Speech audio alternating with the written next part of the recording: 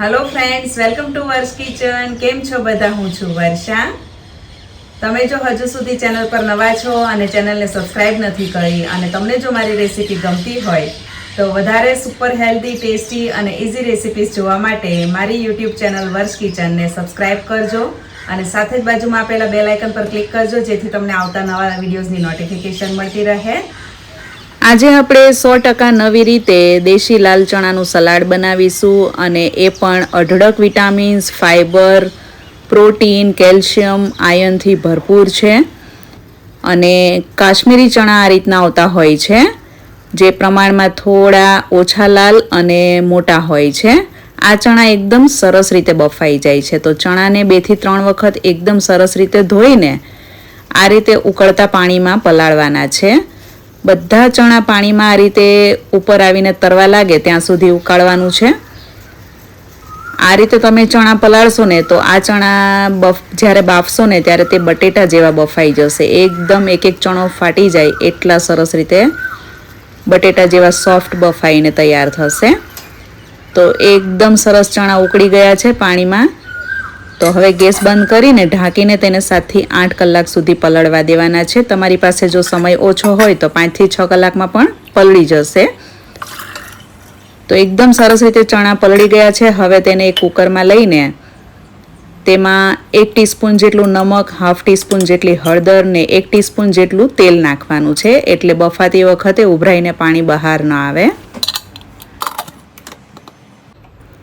દેશી ઝીણા લાલ ચણા જે હોય છે તેને બફાતા અને પલળતા બહુ જ વાર લાગતી હોય છે, જ્યારે આ કાશ્મીરી લાલ ચણા જે આવે છે તે એકદમ સરસ રીતે પલળી જાય છે વહેલા અને બફાવામાં પણ ઓછો સમય લે છે. તો મીડિયમ ગેસની ફ્લેમ પર 6 વિસલ વાગે ત્યાં સુધી બફાવા દેવાના છે.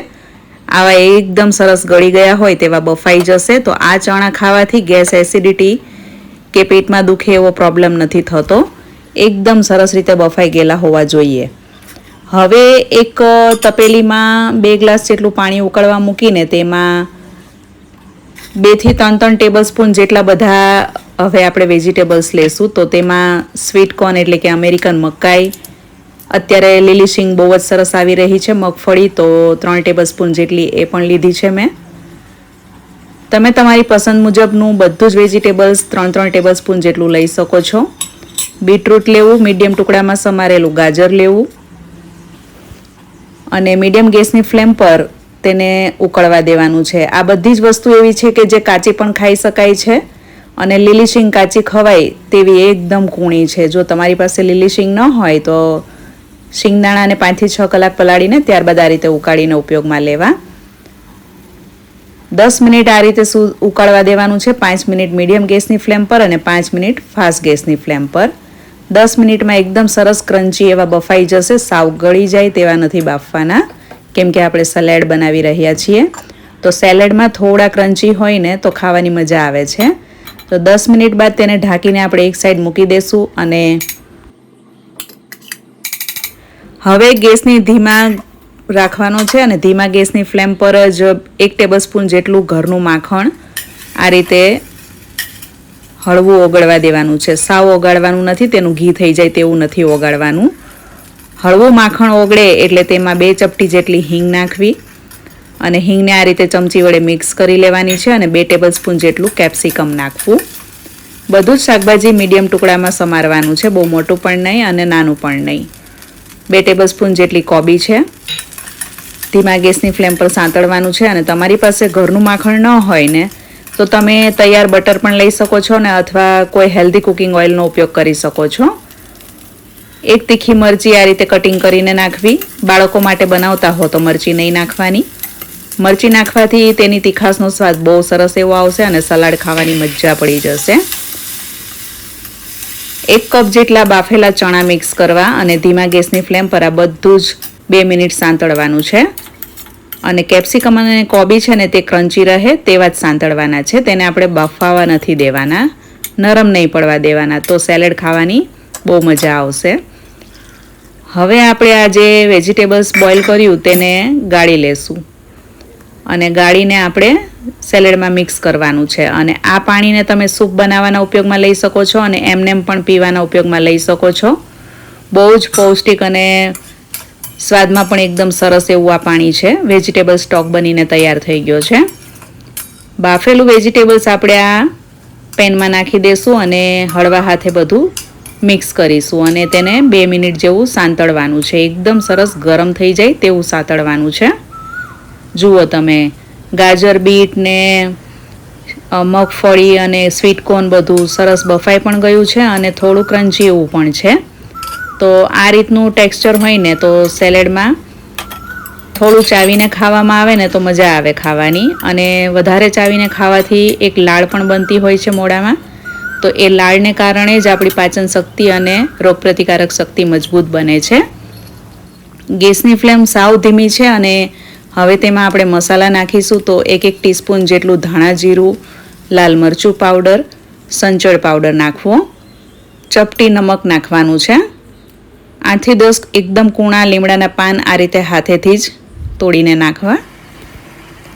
15 થી 20 ફુદીનાના પાન એકદમ ઝીણા ઝીણા કટ કરીને નાખવાના છે. કોઈ પણ સેલેડ બનાવો ત્યારે તેમાં બેઝિલ અથવા તો ફુદીનો ખાસ નાખવાનો.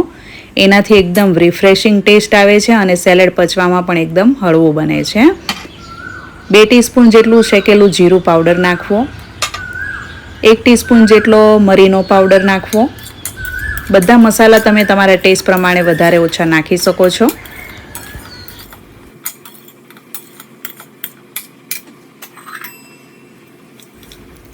બે ટીસ્પૂન જેટલા શેકેલા તલ નાખવા અને બધું ધીમા ગેસની ફ્લેમ પર એકદમ ધુમાડા નીકળે એવું ગરમ થઈ જાય ત્યાં સુધી સાંતળવાનું છે. ગેસની ફ્લેમ મેં ધીમી જ રાખી છે અને તેમાં અડધું ટામેટું મીડિયમ સમારીને નાખીશું. ટામેટું એકદમ છેલ્લે જ નાખવાનું છે અને તમારે જો ડુંગળી પણ નાખવી હોય તો તે પણ આ જ સમયે આમાં નાખવાની છે. આજે આપણે આમાં ડુંગળી નથી નાખી રહ્યા, અડધી કાકડી નાખવી. ડુંગળી જો તમારે નાખવાની હોય તો તે ખાતી વખતે સર્વ કરતી વખતે જ નાખવાની. આ સેલેડ તમે ટિફિનમાં પણ આપી શકો છો, એવું ને એવું જ રહે છે. કાકડી ટમેટું નાખીને એક વખત સરસ રીતે મિક્સ કરી લેવાનું છે. કાકડી ટમેટું હળવું ગરમ થાય એટલે ગેસને બંધ કરી દેવાનો છે અને હવે તેમાં 1/4 કપ જેટલી કોથમીર સમારીને નાખવી. અને કોથમીર ગેસ બંધ કર્યા બાદ જ નાખવાની છે. તો ગરમા ગરમ ચણાનું એકદમ ચટપટું શાકભાજીથી ભરપૂર એવું સેલેડ બનીને તૈયાર છે. અને આ સેલેડ ગરમા ગરમ ખાવામાં બહુ જ ટેસ્ટી એવું લાગે છે. નાના બાળકોથી લઈને મોટા બધાને ઘરમાં દરેક સભ્યોને ખૂબ જ ભાવશે.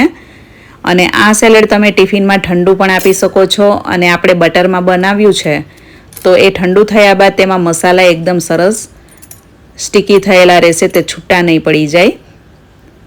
1 આખા લીંબુનો રસ નાખવાનો છે અને એ પણ સલાડ ખાતી વખતે જ લીંબુનો રસ નીચોવવો. તો લીંબુની ખટાશ તેમાં બહુ જ સરસ એવી આવશે. અને ઉપરથી આપણે થોડો ચાટ મસાલો સ્પ્રિંકલ કરીશું. ફરીથી થોડી કોથમીર નાખીશું. ટેસ્ટમાં એકદમ ચડિયાતા સ્વાદવાળું એકદમ ચટપટું સેલેડ બન્યું છે. અને આ સેલેડ તમે જમવાની જગ્યાએ ખાવાના ઉપયોગમાં લેશો લંચમાં તો જમવાની જરૂર જ નહીં પડે. પોષક તત્વોથી ભરપૂર છે અને પચવામાં પણ હળવું છે. આમાં ફાઇબર અઢળક પ્રમાણમાં છે. તો આ સેલેડ ખાવાથી વજન ફટાફટ ઘટે છે અને વિટામિન્સ અઢળક પ્રમાણમાં વધે છે. તમે ચોક્કસથી એક વખત આ સેલેડ બનાવીને ટ્રાય કરજો અને બનાવો તો કેવું બને છે તે પણ મને કમેન્ટ્સમાં જરૂરથી જણાવજો. માખણમાં આપણે આ સેલેડ બનાવ્યું છે એટલે ઠંડુ થઈ ગયા પછી માખણ થોડું જામી જતું હોય છે, તેને કારણે મસાલા છૂટા નથી પડતા. તો આ સેલેડ તમે ટિફિનમાં પણ ભરીને આપી શકો છો, એવું ને એવું જ રહે છે. તેમાંથી મસાલા કે લીંબુનો રસ છૂટો નહીં પડી જાય.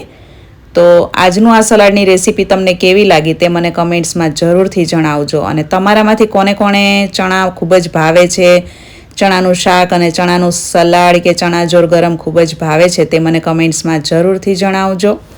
આ સેલેડને તમે ડાયટમાં પણ લઈ શકો છો અને ખાવાની મજા પડી જશે તેવું ડાયટ છે. તો રેસીપી તમને ગમી હોય તો વિડીયોને લાઇક અને શેર કરજો અને ચેનલને સબસ્ક્રાઈબ કરજો. Thanks for watching and stay healthy.